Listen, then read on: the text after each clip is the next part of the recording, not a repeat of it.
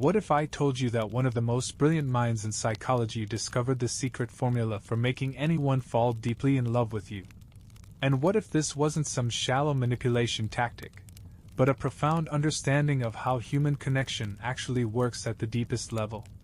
Carl Gustav Jung, the Swiss psychiatrist who gave us concepts like the collective unconscious and personality types, spent decades studying what draws people together. Today, I'm going to share his most powerful insights about love and attraction that most people never learn. Here's the thing that Jung discovered that will blow your mind. Love isn't really about finding someone who's perfect for you. It's about understanding the invisible psychological forces that create irresistible attraction between two people. And once you understand these forces, you can learn to work with them naturally and authentically. Let me start with Jung's most counterintuitive insight about love. He believed that we don't actually fall in love with a person. We fall in love with our own unconscious projections onto that person. This is what he called falling in love with the anima or animus. Basically, falling in love with the idealized version of the opposite gender that lives in our unconscious mind. Now, before you think this sounds too abstract, let me explain what this means in practical terms. When you first meet someone and feel that instant spark, what's actually happening is that they're somehow triggering this unconscious template you carry around. Maybe it's the way they laugh that reminds you of someone from your past, or maybe they embody qualities you wish you had yourself. Jung realized that the strongest attractions happen when someone embodies our unconscious ideal. So how do you use this knowledge? The first secret is learning to become a mirror for the other person's unconscious projections. This doesn't mean being fake or manipulative. It means paying attention to the subtle cues about what they're drawn to and allowing those authentic parts of yourself to shine through. If they seem drawn to creativity, let your creative side show. If they value intelligence, engage them in deep conversations. You're not changing who you are, you're highlighting the parts of yourself that resonate with their inner world. Jung's second major insight was about what he called individuation, the process of becoming your most authentic self. Here's where it gets interesting for relationships. Jung discovered that people are most attractive when they're on this journey of self-discovery and growth. There's something magnetic about someone who knows themselves deeply and isn't afraid to be vulnerable about their own journey. This is why confidence is so attractive, but not in the way most people think. It's not about being cocky or having all the answers. True confidence, according to Jung, comes from self-acceptance, knowing your strengths and weaknesses and being okay with both. When you meet someone who's genuinely comfortable in their own skin, who can laugh at their mistakes and own their quirks, there's an irresistible authenticity that draws people in. The practical application here is powerful. Instead of trying to be perfect for someone else, focus on becoming more yourself. Work on understanding your own patterns, your own fears, your own dreams.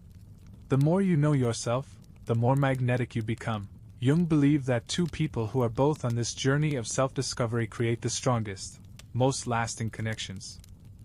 Now here's where Jung gets really deep. He talked about something called the shadow, all the parts of ourselves that we've rejected or hidden away.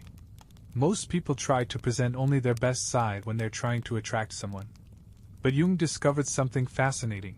We're actually drawn to people who can acknowledge and integrate their shadow side. Think about the most charismatic people you know. They're usually the ones who can joke about their flaws, who aren't afraid to admit when they're wrong, who can be playful about their imperfections. This isn't about being negative or self-deprecating. It's about being whole. When you can own all parts of yourself, the good, the bad, and the complicated, you become incredibly attractive because you're real. Jung believed that true love happens when two people can see each other's shadows and still choose to be together. So instead of hiding your quirks or pretending to be someone you're not, try being refreshingly honest about who you are. Share a funny story about a mistake you made. Admit when you don't know something. This kind of vulnerability creates intimacy faster than any pickup line ever could. The key here is integration, not confession. You're not dumping all your problems on someone. You're showing that you're aware of your own complexity and comfortable with it.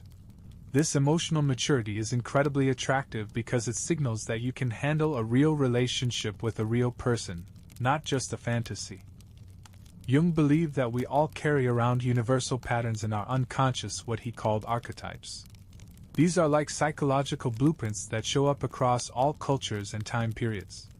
The lover, the hero, the wise old man, the nurturer, these archetypal energies influence who we're attracted to and what we find compelling in relationships.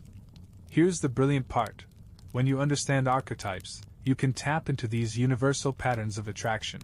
If someone seems drawn to adventure and excitement, you might embody more of the hero archetype around them, not by pretending to be someone you're not, but by letting your own adventurous side come forward. If they seem to value wisdom and depth, you might share more of your thoughtful, philosophical side.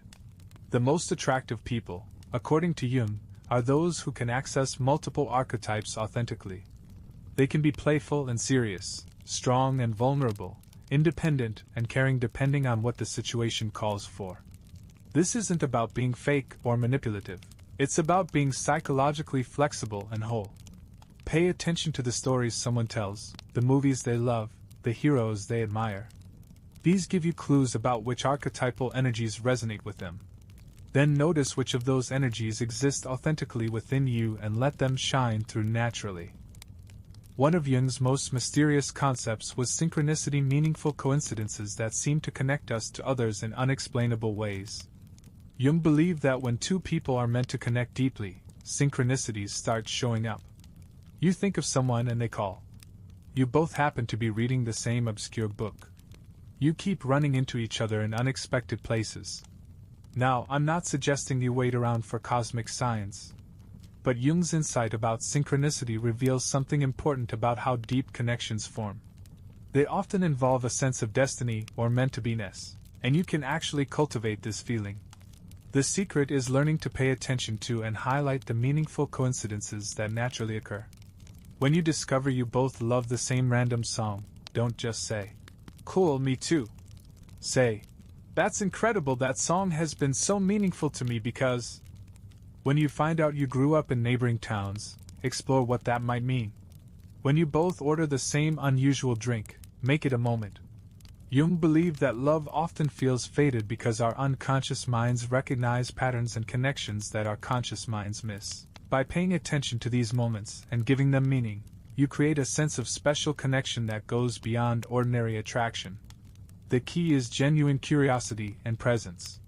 When you're truly paying attention to someone, not just waiting for your turn to talk, you'll start noticing these synchronicities naturally. And when you acknowledge them warmly, you create the feeling that your connection is somehow special and meant to be. Jung's final insight about love might be his most profound.